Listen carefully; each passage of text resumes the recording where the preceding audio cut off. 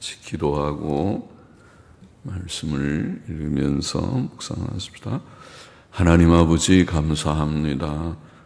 오늘 새벽 저희들이 또 각 가정에서이지만은 주님 마음을 모두어 온라인으로 함께 하나님께 예배드릴 수 있게 하신 줄 알고 감사를 드립니다. 하나님 우리의 중심을 받아주시고 또 하나님께 영광이 되는 예배를 항상 드리기를 기뻐하고 신령과 진정으로 예배하는 자를 찾으시는 하나님 앞에 나아가는 저희들이 되고 아벨의 제사와 같이 주 앞에 연락되는 예배를 드리는 자들이 되고 오직 주 예수 그리스도의 이름과 십자가의 의를 힘입고 하나님의 영 성령님의 도우심을 좇아서 참 예배를 드리는 자들이 되게 하여 주시고 이 시간도 영광을 아버지께서 받아주시고 또 미천하고 믿음 없고 연약한 저희들이지만은 한 사람 한 사람을 더욱 사랑하시고 복 주시고 은혜 주시고 이 시간에도 미천한 종에게 말씀을 주셔서 조금 해석해 하여 주시고 또 은혜를 주셔서 나누게 하여 주시기를 원하옵고 감사하며 예수님의 이름으로 기도하옵나이다. 아멘. 열왕기 하 22장은 요시야의 율법책 발견에 대한 그런 내용입니다. 읽어보십시다. 1절, 2절 먼저 보십시다. 요시야가 위에 나아갈 때에, 왕 위에 나아갈 때에 나이 8세라. 참 어릴 때 나이 8세라. 예루살렘에서 31년을 치리하니라. 그 모친의 이름은 여디다라. 보스가 아다야의 딸이더라. 요시야가 여호와 보시기에 정직히 행하여, 정직히 원문에 보니까 명사로 올바른 것을 행한다 이렇게 되어 있습니다. 올바른 정직히 행하는 거죠. 정직하게 행하는 자는 올바른 것을 늘 행하는 사람이죠. 올바른 것을 행하여 그 조상 다윗의 모든 길로 행하고 좌우로 치우치지 아니하였더라. 자, 이 요시야를 여기 설명하면서 증거하면서 세 가지 내용 나오는 거죠. 첫째는 여호와 보시기에 정직히 행하였다. 즉 올바른 것을 행하는 자였다. 우리는 하나님 앞에서 정직하게 또 올바른 것을 행하며 살아야 하겠습니다. 정직하게 사십시다. 옳게만, 올바른 것만 행하십시다. 또 둘째, 요시야는 조상 다윗의 모든 길로 행하였다 이렇게 되어 있습니다. 그의 조상 다윗의 모든 길로 행하였다. 다윗은 우리아의 아내를 범한 죄 외에는 다윗에게도 큰 결점이라고 할지 결함, 부끄러운 그런 일이 없지 않았지만은 인간은 다 누구나 그런 것 같지만은 그러나 비교적으로 완전하지는 않아도 비교적으로 다윗은 많은 열왕들의 또 우리 모두들의 본이 될 만한 그런 인물이라고 보이고 그래서 성경에는 다윗의 시가 많이 기록되어 있고 다윗에 대한 그런 역사라고 할지 다윗의 행한 일들이 많이 기록되어 있어서 우리에게 본이 되고 교훈이 되었습니다. 그래서 다윗의 모든 길로 다윗의 행한 그런 모든 행위를 본을 삼아서 행하였다. 다윗은 모든 열왕들의 본입니다. 그래서 선한 왕은 다윗같이 행하였다. 그리고 악한 왕들은 다윗같이 행하지를 않았다. 그렇게 말을 하지. 다윗은 본이 되었습니다. 또 셋째, 요시야는 좌우로 치우치지 않았다. 이런 표현을 했습니다. 좌우로 치우치지 않았다. 그것은 그가 율법의 교훈대로 온전하게 행하였다는 뜻입니다. 그렇죠? 믿어도 좌로나 우로나 치우칠 수 있습니다. 다 믿는 사람들이 똑같지 않고 어떤 사람은 하나님을 진실이 믿기는 하는데 조금 이런 면에 치우치고 또 저런 면에 치우치고 오늘 시대의 말로 표현하면은 저 사람은 약간 너무 이성적인 데 치우쳐서 성경을 어떤 것은 좀 믿지 않으려고 하는 거 있고 또 어떤 사람은 너무 신비적인 체험에 치우쳐서 또 좀 그래 보이고 목사들도 그렇고 교인들도 물론 그렇고 그렇습니다. 그래서 우리가 좌로나 우로나 치우치지 않는다는 것 참 중요한 것 같습니다.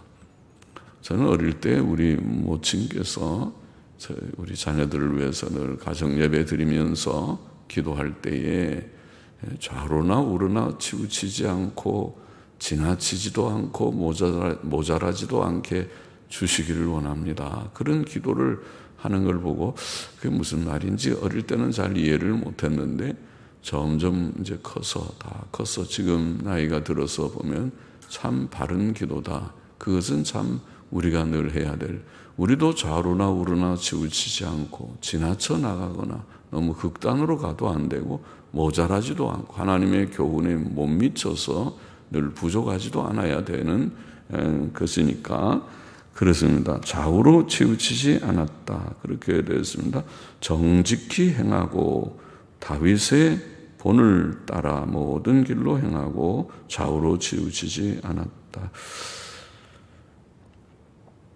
참 악한 우상 숭배자인 그 부친 아몬은 악한 자라고 성경에 되어 있는데 아몬에게서 이런 요시야 같은 인물, 경건하고 정직한 아들이 나온 것은 하나님의 전적인 은혜이었습니다.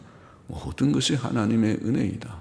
그러나 그의 모친의 영향도 있었던 것 같습니다. 우리가 앞에서 간혹 말씀드렸지만은 열왕의 역사를 기록하면서 모친의 이름을 항상 언급하는데 그것은 그 아들이 모친의 영향을 많이 받으면서 자랐기 때문일 것이라고 봅니다.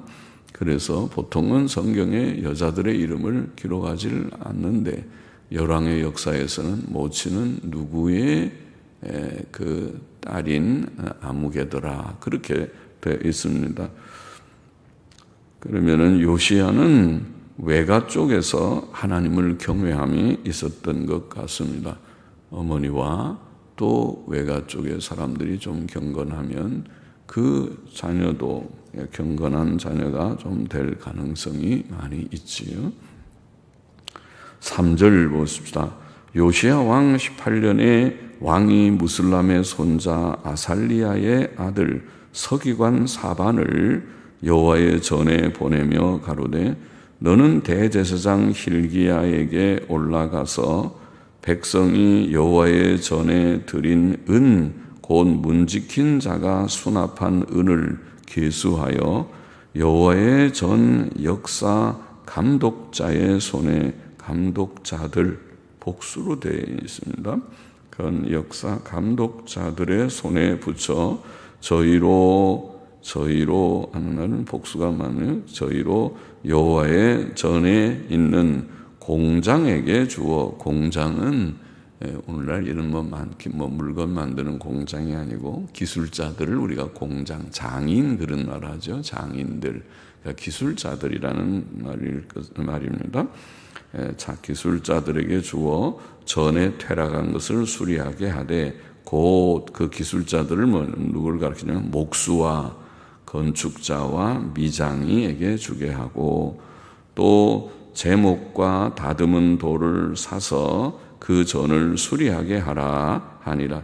그러나 저희 손에 붙인 은을, 저희 손이라는 말은 앞에 감독자들을 가리킨 것 같은데, 감독자들, 물론 목수와 건축자와 미장이 그들도 신실했다고 보이지만은 특별히 다 모든 것을 감독하는 감독자들의 손에 붙인 은을 회개하지 아니하였으니, 회개한다는 말은 나중에 뭐 우리가 오늘날로 말하면 영수증 가져오세요. 또 이게 수입 지출 다 계산해서 정확한지 한번 장부 검사합시다. 뭐 이런 거죠. 그러니까 장부를 일일이 검사하지 않고, 오늘날로 말하면 통장을 대조하고 검사하지 않고 다 그 사람을 신뢰하고 믿어서 그분은 정직하고 진실하다, 그렇게 하는 것이죠. 회개하지 아니하였으니 이는 그 행하는 것이 진실함이었더라. 자, 요시야의 경건함은 하나님의 성전에 대한 관심으로 나타났습니다. 그렇죠? 경건한 자는 하나님의 집을 귀히 여기죠. 오늘날도 경건한 자는 교회 중심, 참 교회를 찾기 위해서 애쓰고, 또 혹은 멀리서도 달려오기를 힘쓰고 그러는 분들이 들어있죠. 그래서 성전에 대한 관심, 교회에 대한 관심으로 나타났고, 그는 하나님의 성전에 수리할 부분이 있는 것을 보고 그냥 지나칠 수 없었습니다. 그래서 그는 성전 수리를 지시했습니다. 그러나 성전 수리의 일, 즉 목수와 미장이 등 건축 기술자들을 감독하는 자들의 손에 붙인 은을 회개하지 않았다, 그렇게 되어 있는 줄 압니다. 왜냐하면 그들의 행하는 것이 진실했기 때문이다. 하나님께서는 경건한 왕에게 정직하고 진실하고 충성된 신하들을 주셨습니다. 8절 봅시다. 대제사장 hil기야가 서기관 사반에게 이르되 내가 여호와의 전에서 율법책을 발견하였노라 하고 그 책을 사반에게 주니 사반이 읽으니라. 서기관 사반이 왕에게 돌아가서 복명하여 가로되, 복명, 왕에게 뭘 보고하는 것을 복명 그런 말입니다. 복명, 오늘날로 좀 하면 그냥 보고하여 가로되, 왕에게 보고하기를 왕의 신복들이 전에 있던 돈을 쏟아 여호와의 전 역사 감독자의 손에 붙였나이다. 그러니까 감독자들, 그랬죠. 또 왕에게 고하여 가로되 제사장 hil기야가 내게 책을 주도이다 하고 왕의 앞에서 읽음에 왕이 율법책의 말을 듣자 곧 그 옷을 찢으니라. 자, 옷을 찢는다는 말은 통회하는 마음의 표죠. 그는 하나님의 말씀을 진지하게 두려움으로 받았고 그것을 깨닫고 이런 우리가 죄를 지었구나, 짓지 말라고 하는 죄를 지었구나 하고 통회하는 마음이 생겨서 옷을 찢었습니다. 12절 계속 보십시다. 왕이 제사장 hil기야와 사반의 아들 아히감과 미가야의 아들 악볼과 서기관 사반과 왕의 시신 아사야에게, 시신이라는 말은 곁에서 섬기는 신하를 시종드는 신하입니다. 시신, 그러죠. 곁에 섬기는 신하 아사야에게 명하여 가로되 너희는 가서 나와 백성과 온 유다를 위하여 이 발견한 책의 말씀에 대하여 여호와께 물으라. 선지자한테 가서 물으라는 거죠. 선지자는 아무나 그러지 않고 하나님께서 이스라엘 백성, 유다 백성에게는 선지자를 보냈었죠. 우리 열조가 이 책의 말씀을 듣지 아니하며 이 책에 우리를 위하여 기록된 모든 것을 준행치 아니하였으므로 여호와께서 우리에게 바라신 진노가 크도다. 자, 요시야 왕은 그 읽은 율법의 내용을 이해했습니다. 그래서 유다 백성이 하나님의 율법을 어긴 죄가 크고 그 죄에 대한 하나님의 진노가 크다는 것을 느꼈던 것입니다. 그래서 선지자에게 가서 좀 물어보라, 그렇게 말합니다. 14절 보십시다. 이에 제사장 hil기야와 또 아이감과 악볼과 사반과 아사야가 여선지 훌다에게로 나아가니, 선지자가 남자들이 없었던 모양이지요. 여선지 훌다에게 나아가니, 이 훌다라는 자는 그래도 선지자로 잘 알려져 있는 인물이었던 거죠. 저는 이 훌다를 설명하기를 할하스의 손자 디과의 아들 예복을 주관하는 살룸의 아내라. 살룸이라는 자에게 족보가 나오면서 살룸의 아내가 훌다였습니다. 예루살렘 둘째 구역에 거하였더라. 그러니까 어디에 사는 아무개 분명한데 하나님께서 성령의 특별한 감동을 주셔서 모두들이 그 여인은 선지자다, 그렇게 알고 있었다는 것이죠.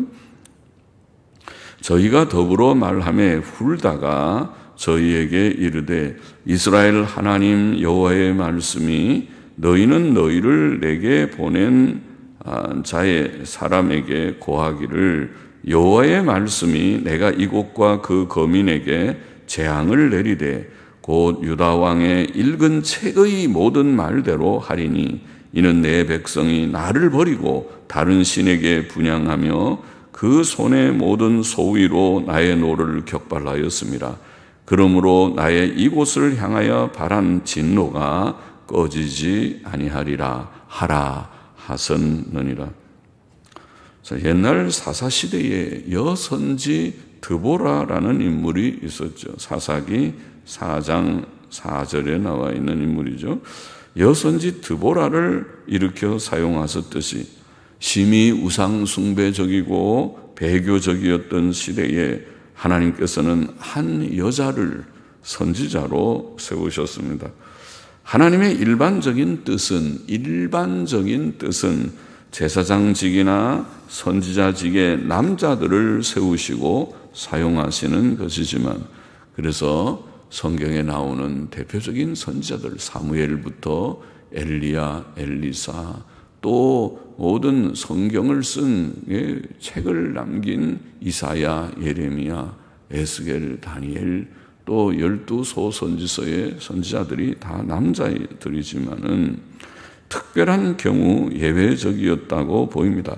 신약 시대도 하나님의 일반적인 뜻은 여성을 목사나 장로로 세우지 않는 것입니다. 고린도전서 14장 34절, 디모데전서 2장 12절, 성경 두 구절에 고린도전서 14장 34절과 디모데전서 2장 12절 두 구절에는 5가지의 이유가 나와 있죠. 5가지의 이유를. 그래서 그 성경은 하나님의 창조의 질서에 따라서 또 여자가 범죄한 다에 낸 징벌에 쫓아서 또 이것이 성경적이고 주의 명령이고 또 모든 교회의 보편적인 규례라고 5가지의 이유를 들어서 여성에 가르치는 것과 다스리는 것, 가르치는 것은 목사직이죠. 다스리는 것은 감독의 직, 장로의 직입니다. 그것을 성경은 분명히 금하고 있습니다. 이것이 2000년 교회의 역사입니다. 그래서 오늘날 교회가 이 하나님의 일반적 교훈을 저버리고 여자 목사, 여자 장로들을 많이 세우죠. 아마 자유주의 교회는 다 세웠고 벌써 세웠고 보수 교회들도 세우자고 자꾸 들썩이는 그런 가운데 있습니다. 그래서 아마 전 세계적으로 보면 절반 이상이 이미 갔고 아마 3분의 2가 갔는지 모르겠습니다. 그런 시대에 살고 있지만은 그것은 잘못입니다. 성경대로 한다고 하면서 성경이 우리의 신앙생활의 규범이라고 하면서 성경과 배치되는 그런 일들을 용납하고 또 주장하는 것은 옳지 않습니다. 성경대로 하십시오. 성경대로 해야 됩니다. 여선지자 훌다는 왕이 보낸 자들에게 하나님의 재앙을 전언했습니다. 유다 백성의 죄는 그들이 하나님을 버리고 다른 신들을 섬긴 것이었습니다. 그들의 죄에 대해 하나님께서는 율법책에 기록된 대로 징벌하실 것입니다. 율법책에 증거된 공의는 불변적입니다. 하나님의 공의의 진노와 심판은 참으로 무섭습니다. 18절 마저 보십시다. 너희를 보내어 여호와께 묻게 한 유다 왕에게는 너희가 이렇게 고하라. 이스라엘 하나님 여호와의 말씀이 내가 들은 말을 의논컨대 내가 이곳과 그 거민에게 대하여 빈터가 되고 저주가 되게 되리라 한 말을 네가 듣고 마음이 연하여 여호와 앞 곧 내 앞에서 겸비하여 옷을 찢고 통곡하였으므로 나도 네 말을 들었노라. 여호와가 말하였느니라. 그러므로 내가 너로 너의 열조에게 돌아가서 평안히 묘실로 들어가게 하리니 내가 이곳에 내리는 모든 재앙을 내가 눈으로 보지 못하리라 하셨느니라. 사자들이 왕에게 복명하니라. 복명은 아까 보고한다는 말이라고 해서 보고하니라. 자, 겸손한 요시야는 겸손한 겸비하여 말씀 듣고 두려워 눈물을 흘리며 통회했던 요시야는 유다에 내려질 재앙을 보지 않는 은혜를 얻었습니다. 우리가 다음 장들에서 볼 수 있는 대로 요시야는 좀 일찍 죽었습니다. 일찍 죽었습니다. 그래서 그것은 애석한 일이고 요시야의 죽음으로 유다 왕국은 급속히 기울어져서 요시야의 아들 때에 가서 멸망하게 됩니다. 그러나 그것은 하나님께서 내리시는 재앙, 유다 나라에 내리시는 재앙을 요시야는, 경건한 요시야는 보지 못하고 죽게 하는 것입니다. 그러니까 죽음이 꼭 불행이 아니고 어떤 때는 죽음이 행복한 죽음도 있습니다. 재앙의 날에는 그 재앙을 보지 않고 일찍 죽는다는 것은 행복입니다. 그러니까 삶과 죽음은 하나님의 손안에 있고 하나님의 뜻에 맡기고 우리는 오직 충실하게 사는 것뿐이고 죽음을 겁내지 말고, 죽음은 모든 것 죽음이 다 불행이 아닙니다. 죽음이 복된 죽음도 있고 재앙의 날에는 복된 죽음도 있다. 또 오래 사는 것이 꼭 복이 아니잖아요. 우리가 오래 살아도 복되게 오래 살아야 복이지, 어떤 분은 너무 오래 살면서 고난 가운데 오래 있다면 오히려 그것이 그에게는 불행일 수도 있지. 자, 본장의 교훈을 정리해 보십시다. 첫째로 요시야는 하나님 보시기에 정직히 행하고 좌우로 치우치지 않았습니다. 성경은 우리가 하나님 앞에 바르고 정직하게 살라고 교훈합니다. 우리는 성경의 교훈대로 정직한 자들, 정직하게 살고 정직한 일, 바른 일들, 올바른 일들을 행하는 자들이 되어야 합니다. 그것은 성경의 가르침이 정로니까 그렇게 사는 것을 살면 됩니다. 성경 말씀대로 정직한 자들이 되어야겠다. 둘째로 요시야는 율법책을 통해 유다 백성의 죄를 깨닫고 회개했습니다. 그렇죠? 율법책을 통해서 회개하고, 그리고 다음 장에 나오지만은 대개혁의 개혁 운동을 일으켰습니다. 그래서 모든 우상들을 다 제거하는 그런 놀라운 개혁의 역사를 일으켰던 것입니다. 그것은 율법책을 통해서 이루어졌습니다. 우리가 배교와 혼동의 시대, 오늘 시대를 배교와 혼동의 시대라고 그렇게 표현하는데, 배교와 혼동의 시대에 바른 길을 가려면 성경을 가까이 하는 길밖에 없습니다. 종교개혁도 어두운 중세시대의 마틴 루터가 성경을 통해서 개혁의 기치를 들었던 것처럼 오늘 시대에도 이 어둡고 배교와 타협과 혼동의 시대에도 우리는 성경으로 돌아가야 됩니다.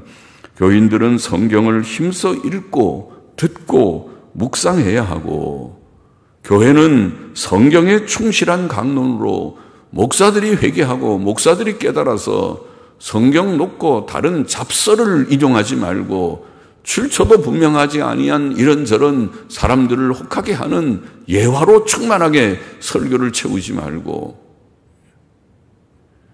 예화는 사람들에게 집중시키는 그저 조금 효과가 있을지 몰라도 그것은 하나님의 말씀이 아닙니다.